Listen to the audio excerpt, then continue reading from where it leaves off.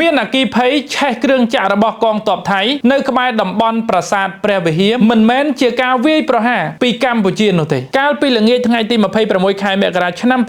2026មានការភ្ញាក់ផ្អើលមួយបានកើតឡើងនៅពេលដែលមានសេចក្តីរាយការណ៍ថាគ្រឿងចាក់ Excavator របស់កងទ័ពថៃដែលកំពុងប្រតិបត្តិការនៅក្បែរតំបន់ព្រំដែនប្រាសាទព្រះវិហារបានឆាបឆេះយ៉ាងសន្ធោសន្ធៅបណ្ដាលឲ្យកងទ័ពម្នាក់ដែលជាអ្នកបើកបររងរបួសអគិភ័យនេះបានចាប់ផ្ដើមឆេះដំបូងនៅវេលាម៉ោង 4 រសៀលបើទោះបីជាមន្ត្រីជំនាញបានព្យាយាមពន្លត់យ៉ាងណាក៏ដោយក៏នៅវេលាម៉ោង 8:10 នាទីយប់ភ្លើងបានឆាបឆេះឡើងវិញម្ដងទៀតដោយសារតែកំទេចភ្លើងនិងកម្ដៅខ្លាំងក្នុងម៉ាស៊ីនបណ្ដាលឲ្យគ្រឿងចាក់នោះត្រូវភ្លើងឆេះអស់ទាំងស្រុងកងទ័ពដែលរងរបួសត្រូវបានបញ្ជូនទៅសង្គ្រោះនៅមន្ទីរពេទ្យក្នុងតំបន់ភ្លាមៗកាលពីដំបូងមានការចែកចាយព័ត៌មានតាមបណ្ដាញសង្គមនិងការវិភាគពីអ្នកសារព័ត៌មានយោធាមួយចំនួនដែលសង្ស័យថានេះអាចជាការលួចដុតពីសំណាក់ភាគីកម្ពុជានៅតាមតំបន់ព្រំដែនទោះជាយ៉ាងណាក៏ដោយរបាយការណ៍ចុងក្រោយពីអាជ្ញាធរថៃបានបញ្ជាក់ថាហេតុការណ៍នេះមិនមែនជាការលួចដុតពីភាគីខាងណានោះទេមូលហេតុពិតប្រាកដគឺបណ្ដាលមកពីការប្រើប្រាស់គ្រឿងចាក់លើសកម្លាំងស្ថានភាព